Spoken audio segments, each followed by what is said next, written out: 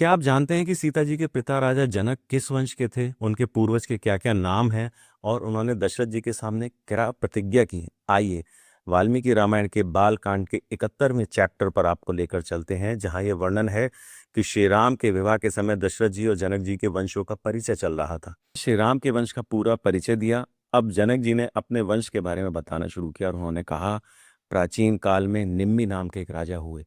निमि के पुत्र हुए मिथि और मिथि के पुत्र का नाम जनक था। ये हमारे कुल के पहले जनक हुए। इन्हीं के नाम पर हमारे वंश का प्रत्येक राजा जनक कहलाता है। जनक से उदावसु, उदावसु से नंदीवर्धन उत्पन्न हुए। नंदीवर्धन के पुत्र का नाम सुकेतु था। सुकेतु से देवरात, देवरात से बृहद्रथ, इनसे महावीर, महावीर से सुधृति और धृष्टकेतु हुए।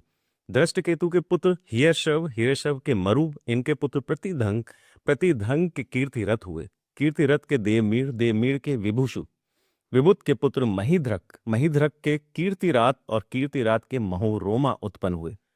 महारोमा से स्वर्णरोमा, इनसे हसुरोमा हुए। हसुरोमा के ज्येष्ठ पुत्र मैं हूं और मेरे अनुज कुशध्वज हैं। मैं अपनी बेटी सीता को श्री राम के लिए और छोटी बेटी उर्मिला को लक्ष्मण के लिए समर्पित करता हूं।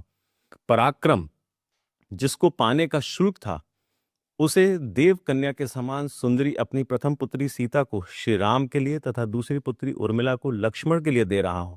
मैं इस बात को 3 बार दोहराता हूं, इसमें संशय नहीं है।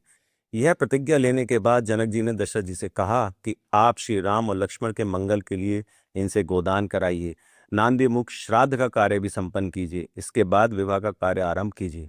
आज श्री राम और लक्ष्मण के अभ्युदय के लिए गाय, भूमि, तिल और सोने का दान करना चाहिए। उत्तर फाल्गुनी नक्षत्र में वैवाहिक कार्य संपन्न होंगे।